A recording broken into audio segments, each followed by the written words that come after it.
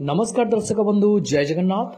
आज वीडियो रे आमे आलोचना करिबा जहाँकि सरकार तरफ बड़ घोषणा रही कैबिनेट द्वारा अनुमोदित मिली 3500 टंका भत्ता को। तो कौ मानकु 3500 टंका भत्ता मिलिबो जहाँकि आजिका डेट रे उपमुख्यमंत्री सूचना देइचंती 3500 टंका भत्ता केबेठारु लागू होउची कौ मानकु मिलिबाकु जाउची। चलंतु ए वीडियो रे आमे संपूर्ण सूचना पाइबा। मु कही रखी एपर्यंत जदि मो चैनल को आपण सब्सक्राइब करना चैनल टी सब्सक्राइब कर दिंतु, वीडियो को गोटे लाइक कर दिंतु, फ्रेंड्स मान पाक शेयर कर दिंतु।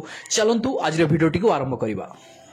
नवा सरकार आसीबा परे जो 80 वर्ष रु ऊर्ध्व एवं 80 भागरु अधिक थिबा दिव्यांग सामाजिक सुरक्षा भत्ता हिताधिकारी मानक पई मासिक 3500 टंका दवा पई कैबिनेट अनुमोदित हेछि।